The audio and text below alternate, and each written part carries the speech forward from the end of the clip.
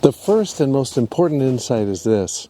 If you want to capture a feeling of light in a picture, you have to start by defining the shadows.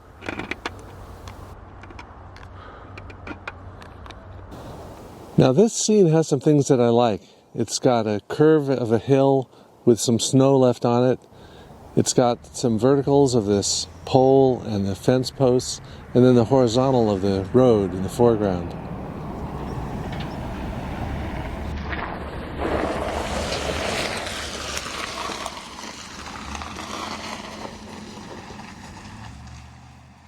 I'm in Staatsburg, New York, with an old hayfield behind me. It's March, it's an overcast day, but I want to change the light to afternoon light, with the light touching the top of the hill, shadow in the middle ground, light in the foreground.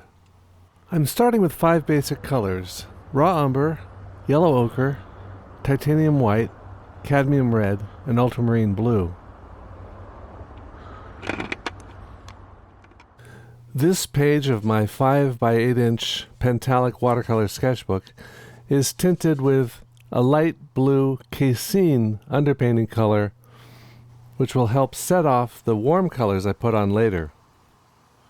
At this stage, I want to define what's in the picture and what's out of the picture. Near the bottom of the painting, I put a line for the line of the road, the edge of the snow, the convex curve of that hill, which I'll make a little bit steeper than it is in real life. The pole on the right, and the 2 old gate posts that flank this entrance to the hayfield. While I'm building this linear foundation for the composition, I'm also thinking ahead to how I'm going to handle the light and shade, the chiaroscuro. So for example, should this gate post be dark on light and the one on the left be light on dark?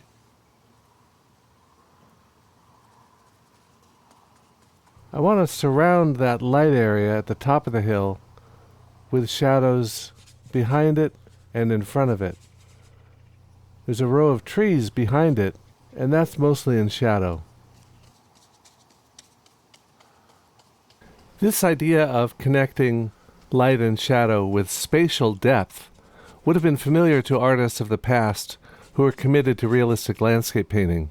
For example, in the Dutch Golden Age, the time of Rembrandt and Vermeer, people spoke of a concept called houding. This art term doesn't translate directly into English, but to the artists of the Golden Age, they talked about houding as the pleasing or effective evocation of space or depth. So the concept really combines several factors, including color and chiaroscuro, atmospheric perspective, all working together to create a sense of depth and illusion. One writer from the time of Vermeer spoke of houding as the element which binds together everything in a drawing or painting, making some things move forward or back, foreground, middle ground, background, so that everything stands in its proper place without seeming too far away or too close, or too light or too dark. I'm told that the word nowadays means posture or attitude, and it doesn't have this artistic connotation. I'll put a link in the description to an article about the concept itself and the origins of the word. The sun has now emerged from under the clouds and is shining on the hill.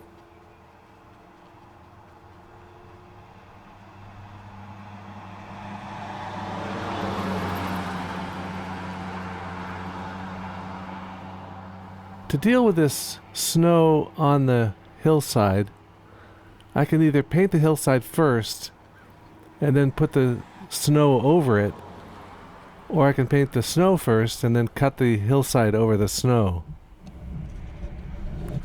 But the most important thing this scene has that'll help me for painting light and shadow is patches of white and patches of another color, in this case kind of a yellow ochre or brownish color, the color of the fields in winter.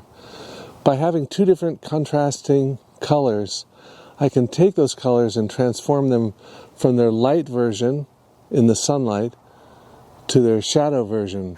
So they're lighter and warmer in the light, and then a little darker and cooler in the shadow.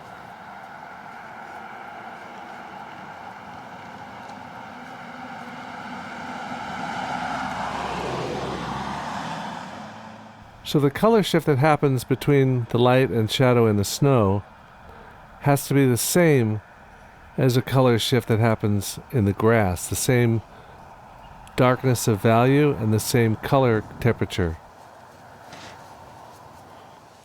Here I'm using a large, flat house painting brush because it gives me some nice dry brush textures.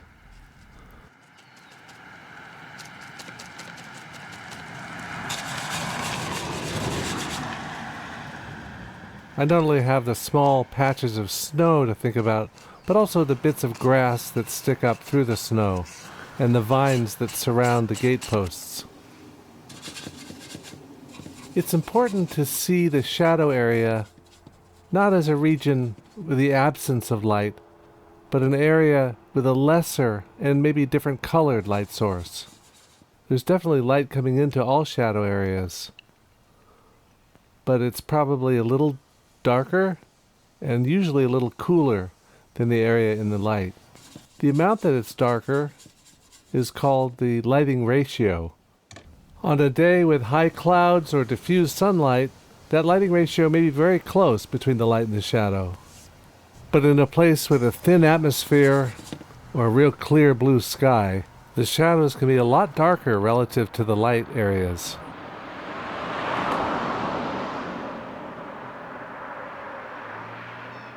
In this subject, we have a very soft edge between the light and the shadow, but within each region is a lot of textural detail between the snow and the grass. And in order to make this light effect look believable, I have to take all those textures through their transitions from the light values to the shadow values. Now the snow remains in all the small hollows of the field, places where the plow or the harvester of the hay crop must have left little tracks, both going in the foreground from right to left and also going back in space. And I like the way those little dots of white trail off into the warm golden color of the stubble field. I can drag a brush loaded with brownish paint over the tops of the bumps in this watercolor paper to carry that shadow down and also define that edge in the snow from that warm white to the cool gray.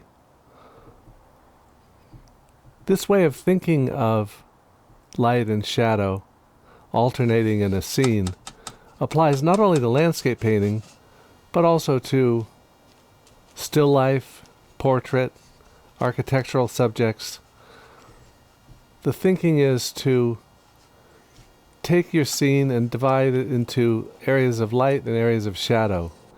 Decide how dark to make the shadow based on the illumination that's filling the shadow.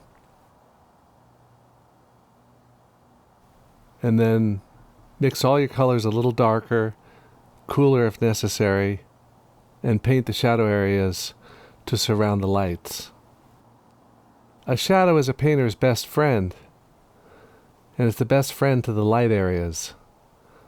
I like to think of the shadow areas as adding mystery, sometimes drama, but often mystery to a painting.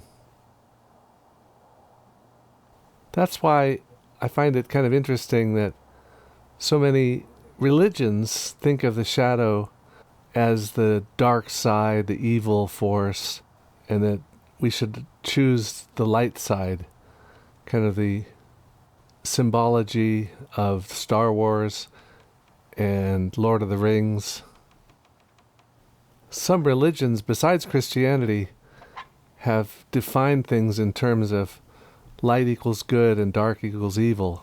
The Manichaean religion, which is nearly extinct, but is still surviving in a few places in the world, was based on this whole idea of the hero being a character of the light fighting against the darkness.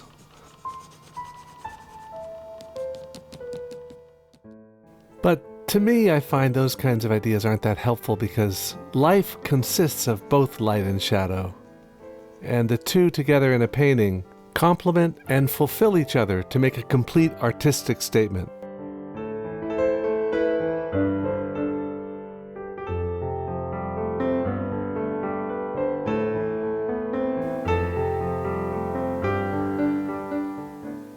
Well, the light is pretty much gone from the scene, so I'll have to wrap it up here.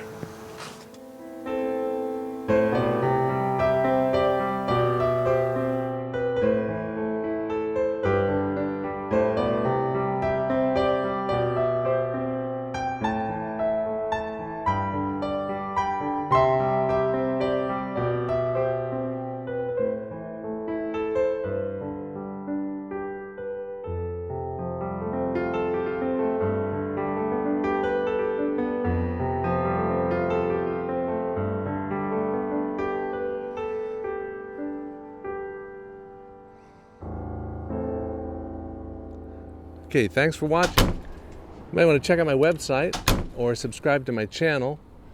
And then here's a playlist with more good stuff and a video that continues the story. So check them out and share with your friends.